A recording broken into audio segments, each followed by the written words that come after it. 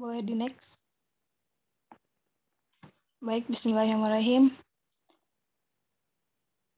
Yang pertama itu ada pengertian geopolitik, di mana menurut para ahli memiliki pengertian tersendiri terkait geopolitik. Adapun pendapat para ahli mengenai pengertian geopolitik sebagai berikut. Yang pertama menurut Karl Haushofer, yaitu geopolitik adalah sains nasional bagi negara atau sebuah doktrin pada determinisme spasial semua proses politik berdasarkan dasar-dasar geografi yang luas, terutama dari geografi politik. Dan menurut Rudolf Ketzel, geopolitik adalah seni dan praktek dalam menggunakan kekuasaan politik atau suatu wilayah tertentu. Menurut Saul Bernard, geopolitik adalah analisis interaksi antara di satu sisi pengaturan dan perspektif geografis dan di sisi lain proses-proses politik. Menurut Hafeznia, geopolitik adalah studi tentang hubungan timbal balik antara geografi, politik, kekuasaan, dan juga interaksi yang timbul dari kombinasi dari mereka dengan satu sama lain. Dan menurut Adhouse Comits, geopolitik adalah sebuah kajian tentang interaksi antara wilayah geografis dan proses politik. Menurut Jackson, geopolitik merupakan studi tentang fenomena politik dalam konteks wilayah. Dan menurut Doyle Jones, geopolitik adalah ilmu yang mempelajari keseiringan spasial dari politik atau suatu analisis geografi dari gejala politik. Boleh di next.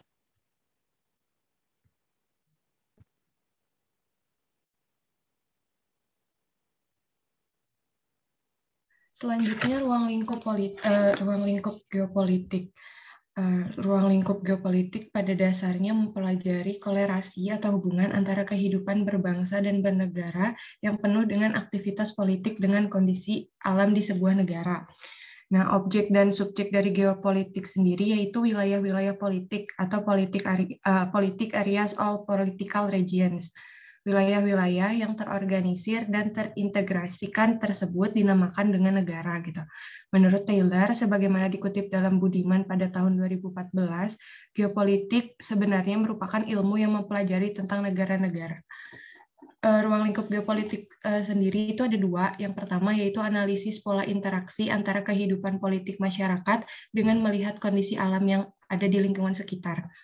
Nah, yang kedua, negara merupakan subjek dari geopolitik karena negara merupakan sebuah wadah bagi suatu bangsa dan memiliki kondisi geografis yang berbeda-beda.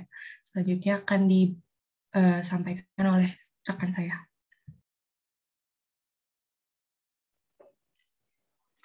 Perkembangan geopolitik. Wilayah Indonesia pernah terpisah secara yuridis. Hal ini dikarenakan masih berlakunya teritorial Gen en Mariente Krieng Ordonenti pada tahun 1939 yang menyebabkan luas laut teritorial negara Indonesia hanya berjarak 3 mil.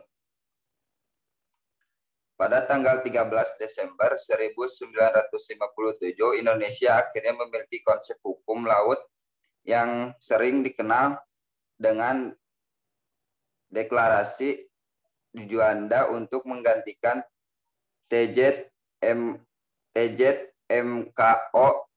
1939 yang dianggap merugikan bangsa. Perubahan-perubahan geopolitik menyebabkan terjadi pergeseran konsep geopolitik di Indonesia. Pergeseran tersebut dilakukan demi menjaga keutuhan dan kedaulatan bangsa dan negara. Isu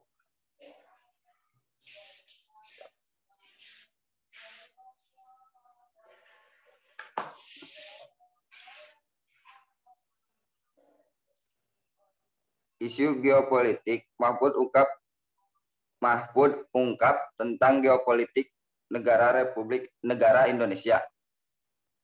Singgung Natuna hingga separatisme.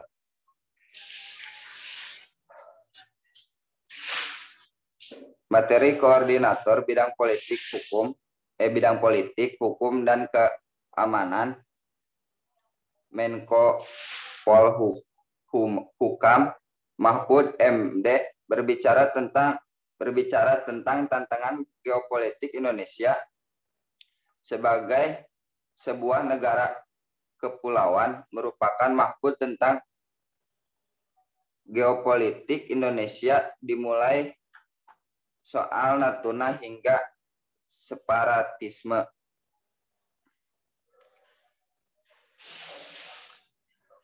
Hal itu disampaikan Mahfud saat memberikan pidato pada hari ulang tahun Badan Keamanan Laut ke-6. Mahfud menjelaskan bagaimana suasana geopolitik di Indonesia berdasarkan United National Convention of the Law of the Sea 1982. Indonesia itu diakui sebagai negara kepulauan, di mana negara Indonesia yang terdiri dari 17.000 pulau ini merupakan negara yang berkesinambungan di laut dan di antara pulau-pulau. Semua itu menjadi bagian wilayah kesatuan, ujar Mahfud. Menurut Mahfud MD, wilayah Indonesia yang sering luas ini perlu mendapatkan perhatian lebih, khususnya wilayah kedaulatan laut yang sulit dijangkau. Bagian tidak luas laut di Indonesia menyentuh angka 6,4 juta kilometer. Jika dalam catatan resmi, luas Indonesia adalah 8,3 juta kilometer. Bagian yang terbesar adalah laut. Daratan itu hanya 1,9 juta kilometer. Lautnya 6,4 juta kilometer dan ada 3 juta kilometer persegi zona ekonomi eksklusif. Melihat geografi Indonesia yang sangat luas itu, Mahfud MD meminta semua wilayah itu dilindungi. Tidak hanya itu, seluruh masyarakat Indonesia yang ada di dalam, yang jumlahnya menyentuh angka 267 juta jiwa. Salah satu tentang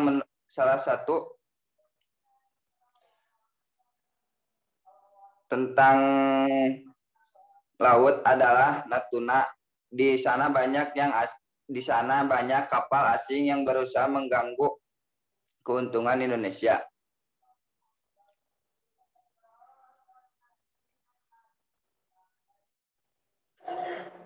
Sekian pemaparan materi dari kelompok kami.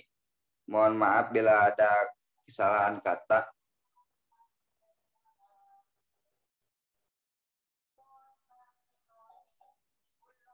Yang mau bertanya, dipersilahkan.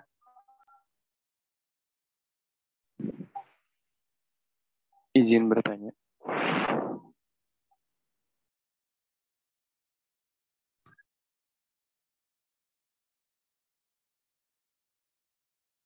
Silahkan, Ripal.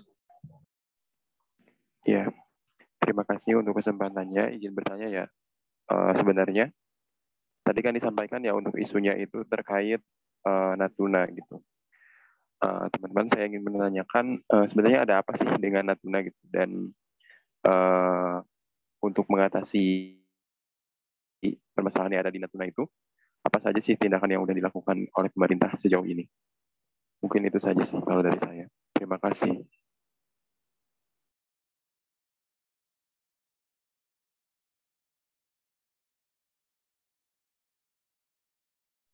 Ada lagi yang mau bertanya?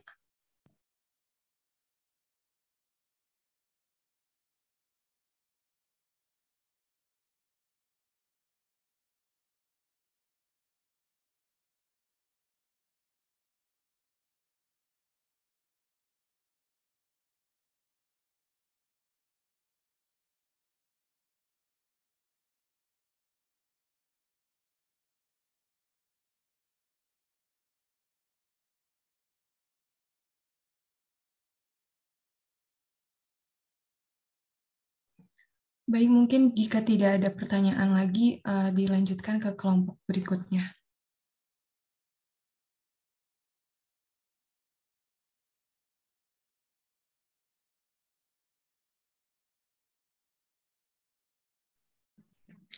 Ya, Assalamualaikum warahmatullahi wabarakatuh. Halo teman-teman semuanya, perkenalkan kami dari kelompok 11.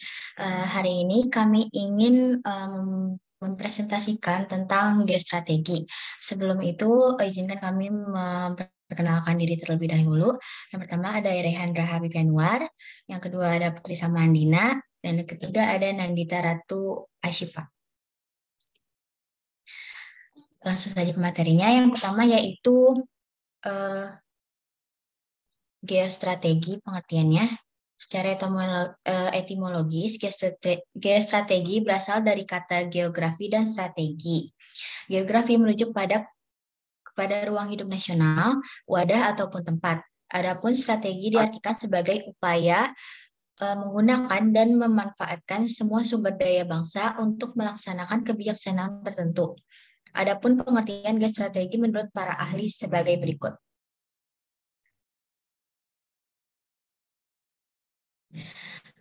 Yang pertama yaitu ada dari Purnomo. Menurut Purnomo, geostrategi merupakan pelaksanaan geopolitik dalam negara atau cara suatu negara sebagai upaya mewujudkan geopolitik yang telah dirumuskan. Lalu menurut Jacob J. Gregel, arti geostrategis adalah arah geografis dari kebijakan luar negeri suatu negara. Lalu menurut Lim Jojok, geostrategi menunjukkan pertimbangan distribusi daratan lautan, antara jarak dan aksesibilitas antara faktor-faktor geografis lainnya dalam perencanaan dan tindakan strategi. Lalu selanjutnya ada Rogers dan Simon. Geostrategi membahas tentang pelaksanaan kekuasaan atas ruang kritis di permukaan bumi, tentang keahlian menjalin kehadiran politik dalam sistem internasional. Yang terakhir ada Merriam-Webster. Geostrategi adalah bagian daripada cabang geopolitik yang berhubungan dengan strategi. Lanjut. Selanjutnya itu ada unsur geostrategi. Geostrategi di Indonesia berwujud konsep ketahanan nasional Indonesia yang komponen pokoknya dapat dibedakan menjadi dua aspek, yaitu aspek alamiah atau Trigatra dan aspek sosial atau Pancagatra. Trigatra yaitu satu, gatra geografi negara, yang kedua, gatra keadaan dan kekayaan alam, yang ketiga, gatra keadaan dan kemampuan penduduk. Lalu, ada Pancagatra, yang pertama gatra ideologi, yang kedua gatra politik, yang ketiga gatra ekonomi, yang keempat gatra sosial budaya, dan yang kelima gatra pertahanan dan keamanan. Selanjutnya akan dilanjutkan oleh Nandita.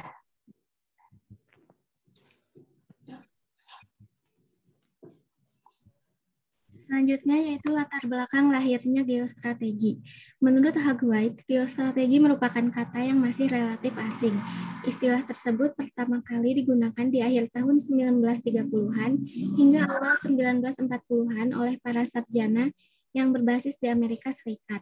Sebagian besar sarjana tersebut merupakan pengungsi baru yang menyelamatkan diri dari ancaman Nazi Jerman.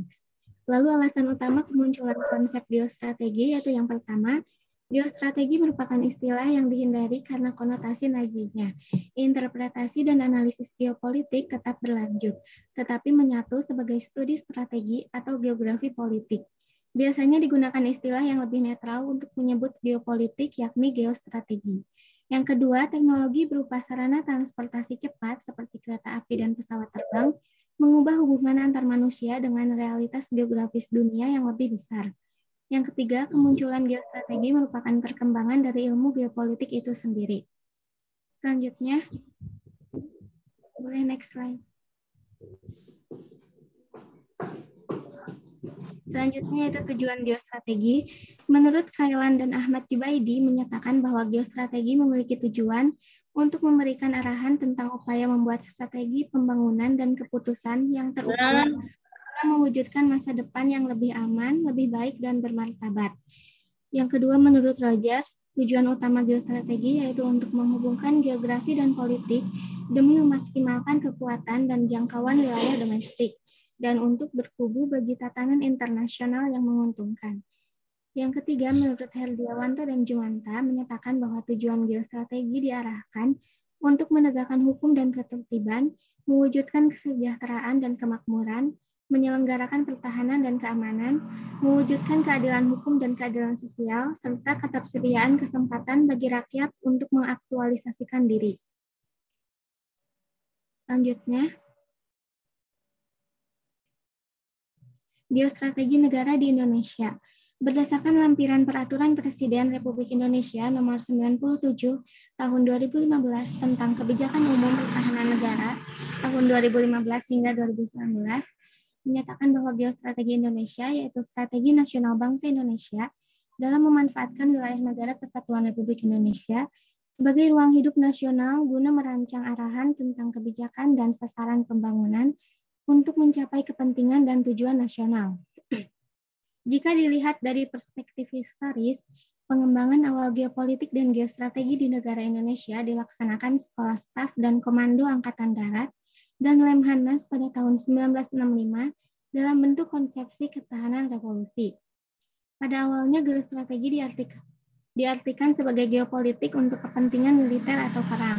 Sementara itu di Indonesia geostrategi diartikan sebagai metode mewujudkan cita-cita proklamasi yang tercantum dalam Mukadimah Undang-Undang Dasar 1945 melalui proses pembangunan nasional.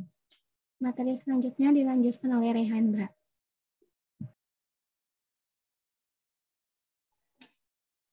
Oke, baik. Yang selanjutnya ialah isu yang berkaitan dengan geostrategi. Di sini kami mengambil salah satu contoh, yaitu konflik Indonesia dengan Cina di perairan Natuna. Seperti yang kita ketahui bahwa Indonesia merupakan negara kepulauan terbesar di dunia yang bukan menjadi masalah baru lagi terjadinya polemik pelanggaran batas laut. Nah, salah satunya pelanggaran batas laut Natuna oleh Cina. Natuna memiliki potensi kekayaan laut yang luar biasa, juga merupakan lintasan laut internasional. Oleh sebab itu, Cina kerap kali melakukan klaim bahwa wilayah Natuna adalah miliknya. Nah, dikatakan bahwa Natuna memiliki potensi yang sangat luar biasa. Apa saja sih potensi yang dimiliki oleh Natuna? Yang pertama, komoditas ikan tangkap yang ada di Natuna dibagi menjadi dua kategori, yaitu ikan pelagis dan ikan demersal, di mana komoditas ikan tersebut dapat dimanfaatkan Indonesia sekitar 400 sampai 500 ribu ton per tahun.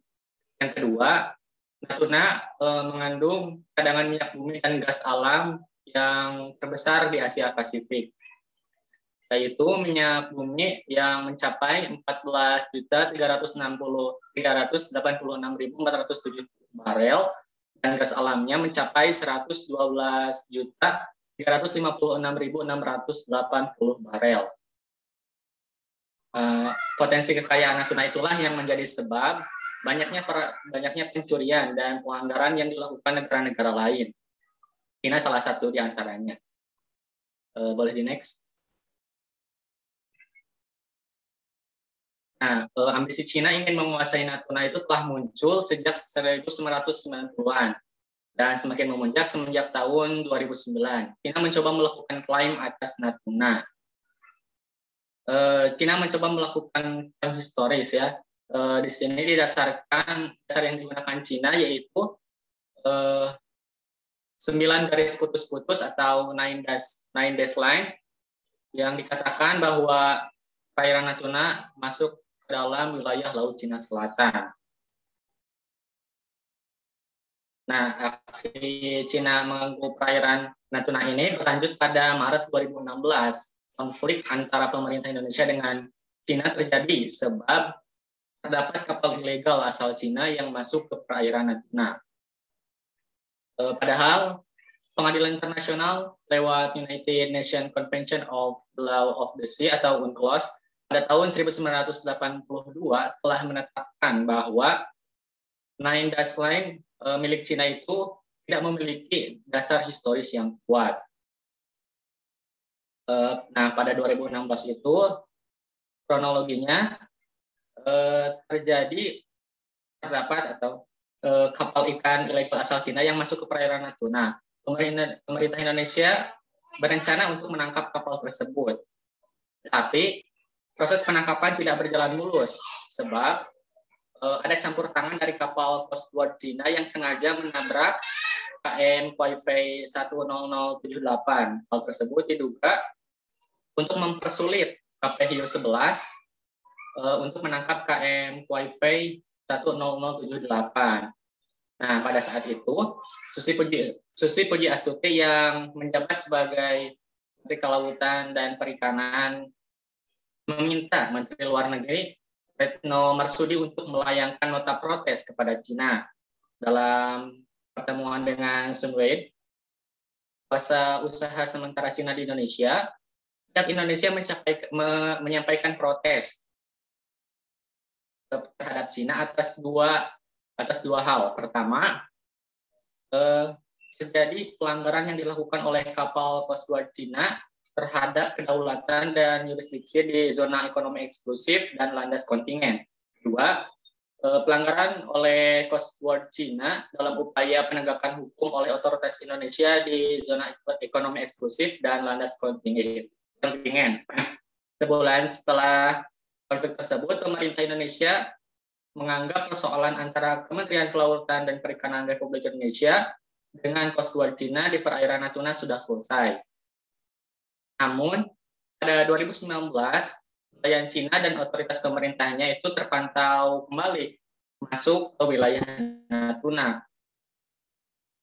Nah, didasari oleh UNCLOS tahun 1982 tersebut, sikap politik luar negeri Indonesia bersikap tegas. Pemerintah menolak klaim zona ekonomi eksklusif di wilayah Laut Natuna dan Laut Cina Selatan. Selain itu, keputusan Pengadilan Arbitrase Perserikatan Bangsa-Bangsa terkait klaim negara-negara di Laut Cina juga memperkuat keteguhan Indonesia soal teori dan kedaulatan laut negeri. Nah, dan yang terakhir terjadi pada tahun kemarin, yaitu akhir 2021, konflik Natuna memanas kembali setelah Cina menuntut Indonesia menyetop pengeboran minyak dan gas alam. Karena mengatakan wilayah tersebut miliknya. Padahal Indonesia dengan tegas sudah mengatakan ujung Laut Cina Selatan adalah zona ekonomi eksklusif milik Republik Indonesia dan pada 2017 dinamai sebagai Laut Natuna Utara. Boleh di next. Nah, menanggapi hal tersebut, respon pemerintah melalui Badan Keamanan Laut menyampaikan 3 strategi untuk menjaga kawasan perairan Natuna. Yang pertama, hadirnya penegak hukum di kawasan perairan tersebut seperti Bakamla, TNI Angkatan Laut, hingga Satuan Tugas Pemberantasan Illegal Fishing, Kementerian Kelautan dan Perikanan. Yang kedua, Indonesia perlu melakukan eksplorasi dan eksploitasi sumber daya alam di zona ekonomi eksklusif dan landas kontingen. Yang ketiga, dilakukan melalui jalan diplomasi. Nah, selain itu, intensitas kehadiran nelayan maupun Coast Guard Indonesia juga harus ditingkatkan agar efektif occupation Indonesia diakui internasional. Pemerintah juga perlu mendorong DPR untuk segera memenuhi kebutuhan pengadaan alutsista TNI, paling tidak minimum essential force, agar TNI dapat memberikan sedikit daya gentar kepada militer Cina yang mendukung kehadiran Coast Guard Cina dan nelayan Cina di Laut Natuna Utara. Mungkin sekian yang bisa kelompok kami sampaikan. Saya kembalikan kepada moderator. Ya, terima kasih Rehandara. Sesi selanjutnya yaitu sesi diskusi. Untuk yang ingin bertanya dipersilahkan.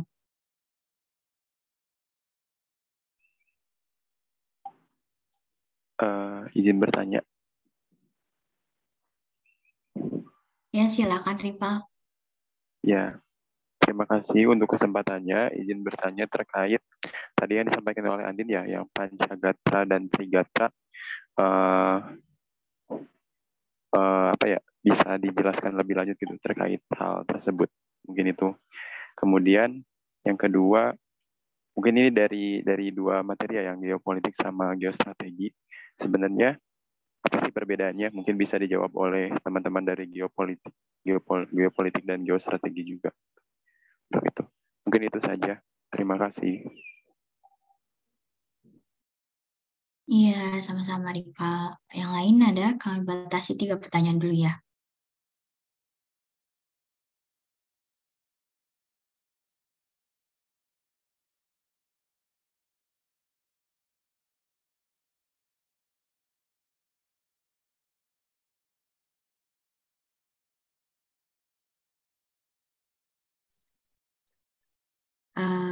Baiklah, kalau nggak ada, sekian presentasi dari kami.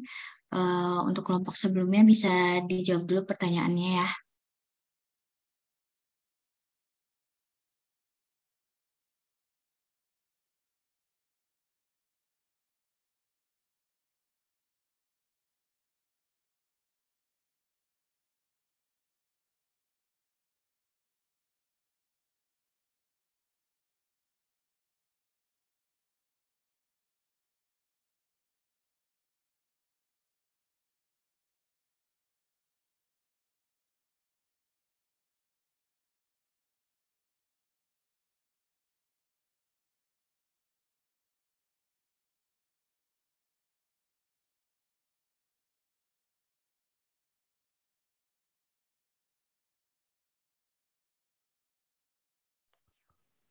Izin menjawab ya yang tadi, Rival.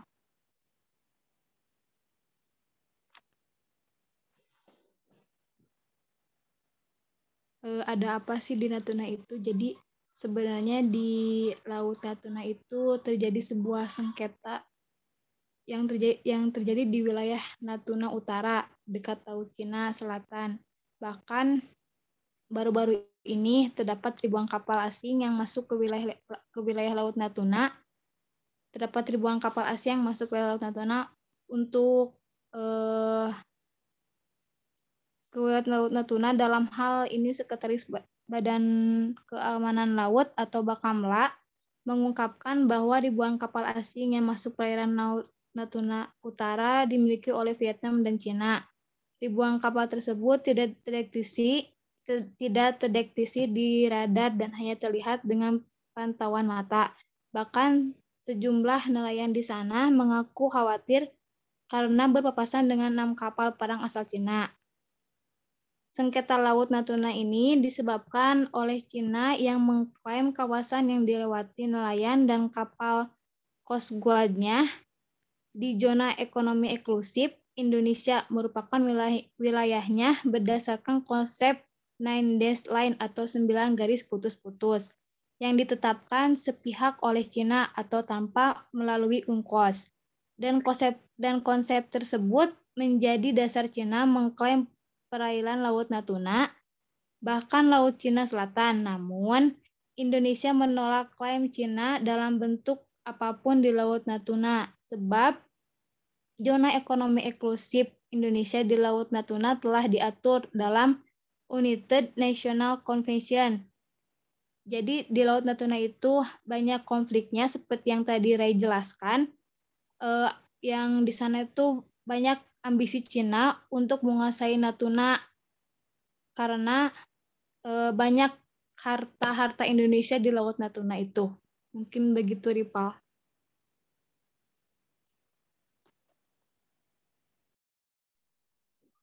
Iya, baik. Terima kasih untuk jawabannya, Thalia.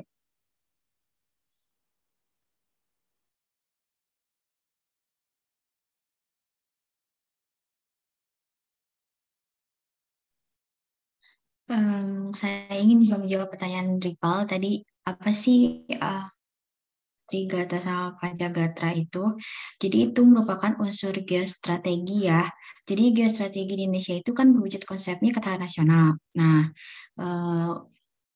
komponen pokoknya dari ketahanan nasional itu ada 2 aspek, yaitu Trigatra sama Pancagatra. Kayak gitu, Rival. Udah cukup belum?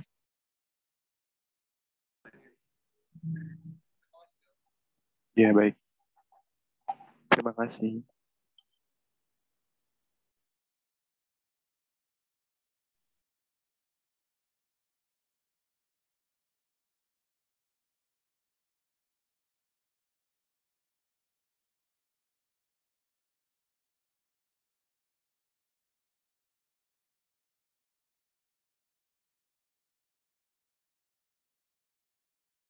Oke, saya akan menjawab pertanyaan kedua dari Rifa. Mungkin yang saya bisa jelaskan perbedaan dari geopolitik dan geostrategi itu secara sederhananya dibedakan oleh dalam konteks perwujudannya. Nah, geopolitik sendiri perwujudannya itu melalui konsep wawasan Nusantara, di mana bagaimana cara pandang negara Indonesia terhadap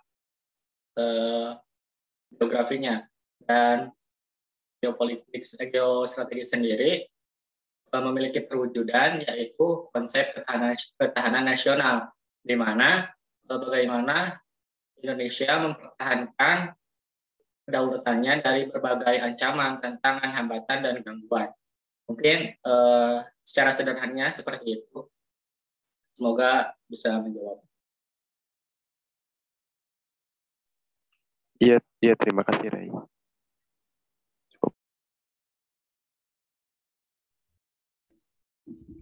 Oke, dari teman-teman yang lainnya silakan, ada yang mau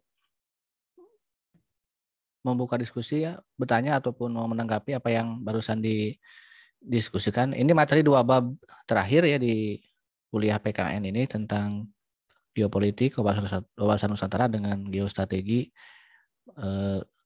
ketahanan nasional. Ada beberapa yang belum tersentuh sebenarnya dari apa yang telah kita diskusikan. Teman-teman dari ekonomi syariah silakan, ada yang mau menyumbangkan suaranya untuk ikut menanggapi apa yang telah teman-teman dari Kesmasnya barusan didiskusi. Silakan.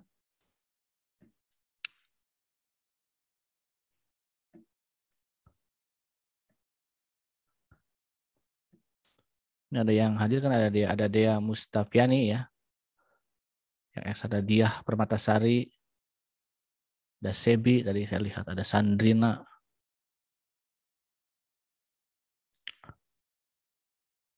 Bahkan dari kasus yang diangkat juga ini kan sama ya, tentang Natuna. Bagaimana itu masalah Natuna ini dari sudut pandang geopolitiknya itu seperti apa, dan dari geostrateginya seperti apa. Tadi dari pertanyaan yang rival yang terakhir dijawab oleh Ray itu adalah konsep yang sederhana ya untuk memahami perbedaan antara geopolitik maupun geostrategi. Nah, geopolitik itu kan 2 disiplin ilmu ya yang disatukan, geografi dan politik, tentang wilayah bumi ya, tentang politik ya, bagaimana pengelolaan kekuasaan negara. Nah, bagi sebuah negara itu geografi atau tempat itu satu hal yang penting gitu ya. Tidak mungkin ada sebuah negara, bahkan tidak mungkin ada sebuah bangsa tanpa memiliki tempat atau wilayah. Bangsa Israel itu ya, bangsa Yahudi maaf, itu sebuah bangsa. Tapi untuk menjadi negara Israel tanpa ada memiliki tempat gitu kan, kalau tidak mencaplok wilayah Palestina itu tidak mungkin ada negara Israel gitu ya. Itu masalah yang menjadi konflik yang tak berkesudahan ya. Bahkan perang antara Rusia dan Ukraina itu adalah masalah geopolitik gitu ya. Lalu setelah muncul geopolitik dan akhirnya ada konflik gitu ya antara kedua negara yang berkonflik tersebut, nah bagaimana geostrategi setiap negara tersebut ya. Bagaimana misalnya pertahanan dan keamanannya Ukraina misalnya, bagaimana pertahanan dan keamanannya juga Rusia dan sebagainya. Ya termasuk di Indonesia ya. Ketika kita memiliki geopolitik ya sebagai wawasan Nusantara, lalu bagaimana potensi geografi ini, potensi wilayah ini secara politik itu dimanfaatkan nggak? Itu bukan hanya untuk kekuasaan politik semata, tapi untuk kedaulatan negara, untuk peningkatan pertumbuhan ekonomi negara juga ya. Termasuk masalah Natuna ya.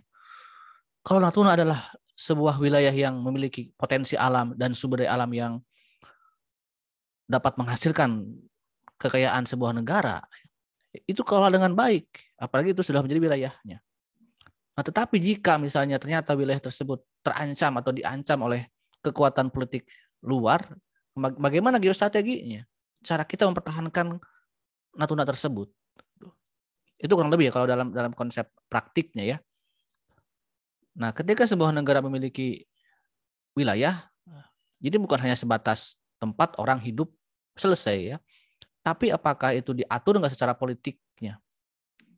Makanya ada semacam politik ruang ya, politik geografi gitu ya. Tempat itu bukan hanya semata-mata ini untuk orang bisa hidup, bisa tinggal, selesai yang saya tadi katakan. Enggak juga gitu kan. Tapi dipetakan lewat strategi lewat ke politik gitu ya. Ini untuk apa dan ini untuk bagaimana? Misal contoh ya, tentang konsep politik wilayah. Ibu kota negara saya contohkan, mungkin juga ini masih hangat ya, yang sekarang juga masih dipersoalkan walaupun telah disahkan lewat undang-undang. Itu kan masalah politik ya, dan juga masalah wilayah. Apakah pindahnya ibu kota itu hanya karena Jakarta macet, Jakarta panas, Jakarta padat, lalu cari tempat yang kosong, yang masih tidak macet, tidak banjir, lalu pindah? Kan tidak sesederhana itu, tapi harus dilihat dari bagaimana nanti analisis politik jangka panjang maupun jangka pendeknya, dan nanti akan berhubungan dengan ketahanan nasionalnya, dengan geostrateginya gitu ya. Kalau toh misalnya kenapa dari era kolonialisme Hindia Belanda sampai pemerintahan Soekarno sampai merdeka sampai sekarang ya, kok kenapa milih Jakarta itu kan? Karena punya pelabuhan, karena punya potensi ekonomi, karena strategis misalnya, karena untuk pertahanan negara itu mudah untuk dijadikan sebagai basic kekuatan militer maupun ekonomi misalnya Pulau Jawa ini. Sehingga dengan Pulau Jawa sebagai sentral, maka pulau-pulau lain itu dapat dihalau oleh sentral Jawa tersebut misalnya. Itu kan seperti itu. Nah sekarang ya, ketika misalnya pindahnya ibu kota hanya karena keputusan politik misalnya misalnya tertentu, ambisi ekonomi, apalagi untuk keuntungan kelompok tertentu, ditunjang dengan analisis geostrateginya, gitu kan?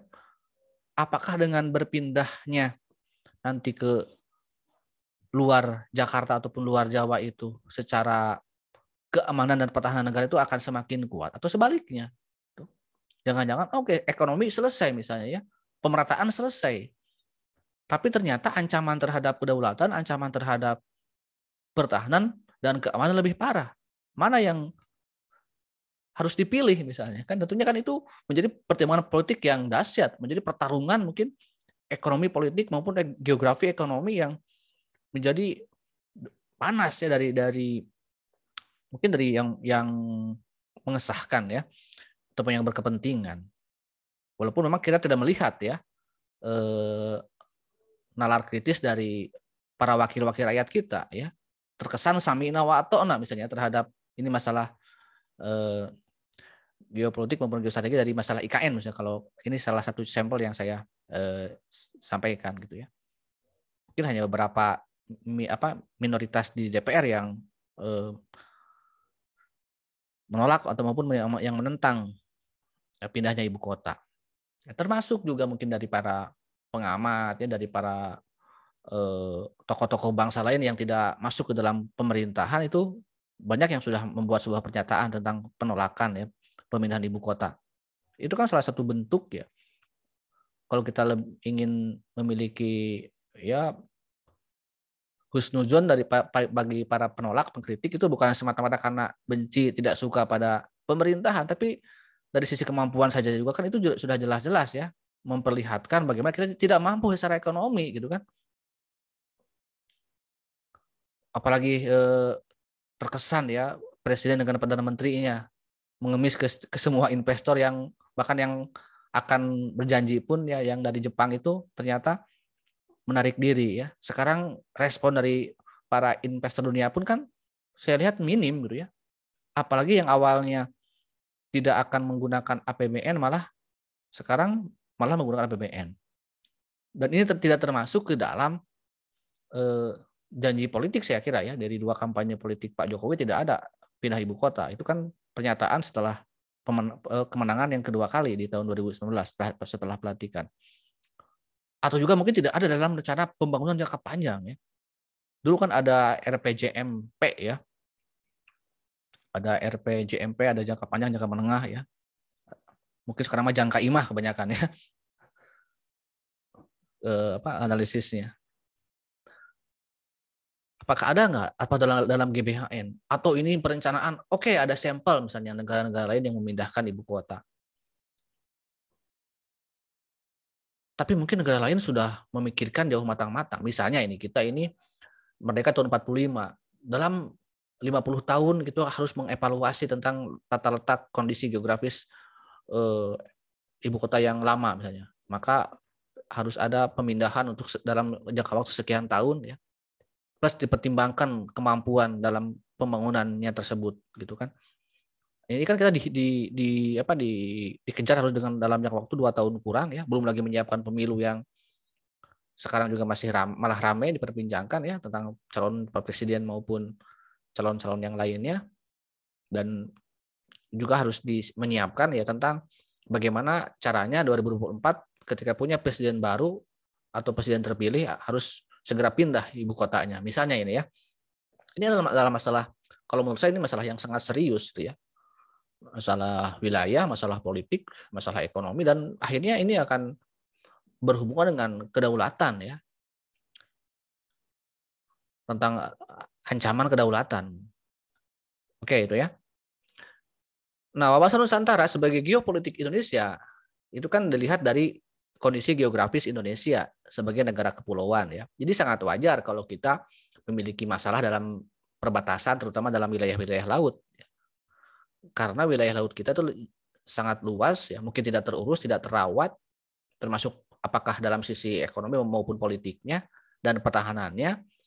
Karena kebanyakan ya fokus perhatian kita itu ke daratan gitu kan. Bukan serta-merta karena manusia semuanya tinggal di darat, kan nggak ada manusia yang tinggal di laut. Di kita kan daratannya hanya 1/3 ya. Tetapi kan manusianya kebanyakan di laut, di darat juga. Kalau seandainya Karina misalnya Ripal bisa tinggal di laut mah ya kayak Putri Duyung ya, atau Putra Duyung, mungkin tidak ada persoalan gitu ya. Ada yang mengurus laut gitu kan. Masalahnya kan laut ya tadi kita mungkin tidak memanfaatkan ya potensi, tidak sadar ya bahwa sebenarnya potensi laut itu jauh lebih besar daripada potensi daratan. Tapi karena kita ya fokusnya ya yang terjangkau gitu ya. Harusnya kan kita menjadi poros maritim dunia itu bukan semata lip service dari penguasa ya. Akan bentuk poros maritim dunia, apalagi kita terbuai oleh nenek moyang kita sebagai pelaut yang hebat-hebat. Ya. Tapi ketika setelah menjadi negara modern, ya kita masih kalah oleh negara kecil ya, mungkin selevel Vietnam gitu ya, apalagi oleh Tiongkok ya sebagai negara besar. Nah itu ya tentang masalah secara geopolitik ya, Nusantara ini ya kita nggak fokus saya lihat gitu ya. Bahkan dengan dibentuknya Menko Maritim pun ya, sekarang mah gabung dengan investasi, ternyata nggak mengurus lautan ya, malah mengurus kopi kemarin ya. Terus mengurus minyak goreng, terakhir mengurus Candi Borobudur gitu kan, Menko Maritim ya, harusnya kan kenapa nggak fokus ke sana gitu ya, mengordinir para menteri-menteri di bawahnya, misalnya Menteri Kelautan dan Perikanan ya, termasuk menteri-menteri yang investasi dalam bidang laut khusus, harusnya jangan dari kan semua bidang ya yang diaturnya. Itu pun apakah itu benar untuk investasinya untuk investasi untuk negara atau untuk perusahaan ya, kan ini juga menjadi kecurigaan ya, sebagian masyarakat yang tidak masuk ke kekuasaan ya. Kalau yang mereka yang gabung ke kekuasaan yang di kaum elit penguasa mungkin ya merasa diuntungkan, tapi bagi yang tidak merasakan keuntungan, apalagi yang berpikir mungkin untuk masa depan bangsa ini, ya mungkin dengan kondisi yang terlalu vulgar ya tentang kepengelolaan negara yang sangat luar biasa kaya dan potensi yang besar ini menjadi sangat khawatir ya dengan cara-cara yang seperti ini ya. Mungkin kalau misalnya baik ya, ini kan efeknya ya harusnya ngefek ke pertumbuhan ekonomi ya, ke keamanan, itu kan harusnya ini ngefek ya. Keamanan, ke pertahanan. Ini kan sekarang kan oke, di sebagian masyarakat ada yang merasa aman karena dilindungi, ada yang merasa mungkin terancam juga gitu kan. Karena ini banyak hal yang saya kira ya yang menjadi persoalan dan bisa dikaji ya dari sekian ribu persoalan tentang masalah geopolitik ya. Nah, sehingga dengan pengelolaan negara secara geografi politik ini, kemudian bagaimana konsep tadi yang disampaikan ya, konsep geostrateginya. Kan ya setiap negara kan memiliki ancaman tentunya kan gitu. Tulisannya ATHG ya, ancaman, tantangan, hambatan dan gangguan. Sebenarnya sebelum ke strategi kan itu dulu. Ada ancaman dulu ya. Kenapa harus setiap negara memiliki ancaman ya? Karena kan setiap negara ingin eksis, ya. Apalagi mempertahankan kedaulatannya kan satu-satunya kedaulatan wilayah ya yang menjadi persoalan pokok. Yang saya contohkan ya bagaimana perang Timur Tengah, bagaimana perang Rusia Ukraina misalnya, itu kan masalah geopolitik ke geostrategi gitu kan. Nah, karena setiap negara memiliki ancaman kedaulatan, maka bagaimana sistem pertahanan dan keamanannya? Bagaimana ketahanan nasionalnya? Lalu bagaimana setelah melakukan upaya ketahanan nasional tersebut, apakah hanya serta-merta tanggung jawab negara? Betul ya, tanggung jawab negara. Tapi kan selain ada unsur negara, di dalam negara juga ada unsur warga negara. Memang tugas pokok negara, pemerintah yang mengatur dengan memperkuat pertahanan militer. Kan banyak yang mengurus ya, ada Menko Polhukam, ada Menko Maritim, ada Menteri Pertahanan ya yang calon presiden 2 kali itu sekarang menjabat ya, belum lagi menteri-menteri yang bidang sektor-sektor yang lainnya, termasuk kita sebagai warga negara ya. Maka ada konsep yang tidak dibahas mungkin dari diskusi maupun dari presentasinya, yaitu bela negara. Kan ada kewajiban warga negara pun untuk melakukan upaya bela negara. Namun ya bentuknya bermacam-macam ya. Kalau di awal-awal kemerdekaan, di awal-awal revolusi fisik ya bela negara adalah mengangkat perang gitu kan. Bahkan silakan yang mau gabung ke dalam pos-pos militer untuk masuk itu silakan. Makanya dulu sebelum mapan tentara kita, ABRI kita, TNI kita kan ada beberapa pasukan-pasukan dari masyarakat secara sukarela ya. Itu bentuk bela negara. Bahkan di era modern pun sekarang ya bela negara juga bukan serta-merta untuk mengancam untuk menghindari atau menyiapkan keadaan paling buruk adalah peperangan kan.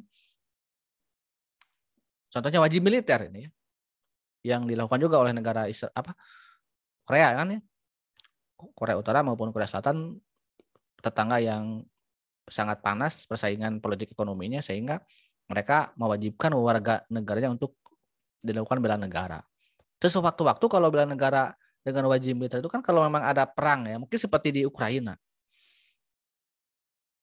ketika pasukan cadangan pasukan intinya habis, maka karena rakyat ataupun warga negaranya telah dibekali dengan wajib militer, siap mengangkat senjata.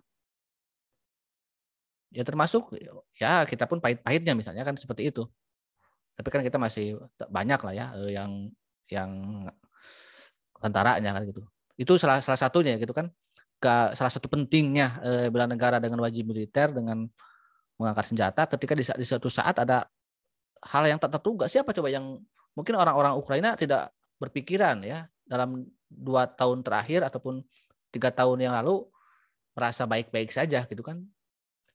Tapi kan ancaman itu tidak muncul dengan tiba-tiba, tidak hancur lebur, diserang oleh negara besar di tetangganya apalagi gitu kan, yang memiliki hubungan budaya yang begitu kental. Maka kan akhirnya yang menjadi korban rakyatnya, mungkin juga penguasanya. Ini akibat dari strategi yang dibangun ya oleh peperangan itu kan muncul juga karena memang strategi ya. Strategi menyerang, strategi bertahan. Kalau salah mengambil sikap keputusan kan itulah resikonya, mungkin konsekuensinya. Termasuk di Indonesia misalnya, walaupun kita tidak ada ancaman seperti di wilayah konflik yang sekarang kita saksikan di dunia internasional, ancaman lain pun kita apakah dengan cyber, dengan internetnya, dengan globalisasi ini juga ancaman gitu kan. Apalagi kan nusuknya bukan tidak harus melalui agresi militer, tapi dengan agresi ekonomi, ya, dengan pengaruh ekonomi, dengan perang dagang ya. Termasuk masalah kopi, dia masalah jual beli vaksin dan sebagainya dan lain-lain. Itu kan sebenarnya masalah strategi, masalah ancaman yang mungkin tidak kita sadari. Mungkin ada yang merasa diuntungkan, mungkin ada yang merasa dirugikan dari konsep-konsep yang dibangun oleh negara tersebut ya. Nah, di kita konsep bela negara di kita ya, walaupun di Unsil ada PBN gitu ya, dengan ya Anda berbaris dengan Brigip gitu ya kemarin, itu silakanlah Anda telah mungkin ada yang mengikuti. Nah, saya sudah tidak lagi dilibatkan ya di acara tersebut. Ya, mata kuliah kita sebenarnya pendidikan kewarganegaraan adalah bagian dari upaya bela negara ya. Atau Anda mengembangkan sesuai dengan profesi Anda ya. Sebisa mungkin profesi Anda sebagai ya akademisi dalam bidang ekonomi, syariah, dalam bidang kesehatan masyarakat, ini adalah salah satu nanti upaya Anda dengan keilmuan, dengan bidang Anda itu adalah harus dengan benar-benar untuk menjaga ya negara ini. Itulah mungkin bela negara yang paling realistis di era sekarang ya. Oke, itu mungkin dari saya. Silakan ada yang mau menyampaikan pendapatnya atau membantah.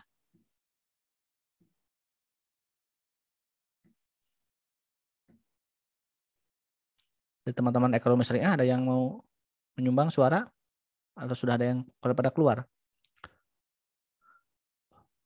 Untuk teman-teman ekonomi syariah kalau ada yang gabung ya, yang tidak sempat gabung di Zoom, itu bisa Anda nanti lihat di siaran ulang ya di YouTube yang udah sering saya upload ulang rekaman perkuliahan ini setiap pertemuan.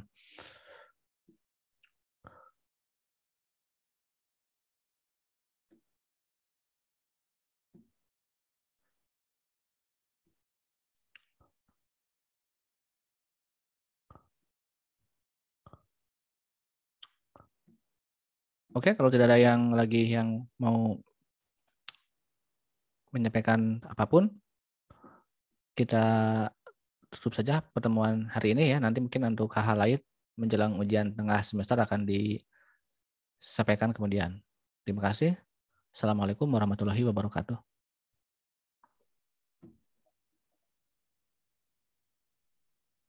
Waalaikumsalam.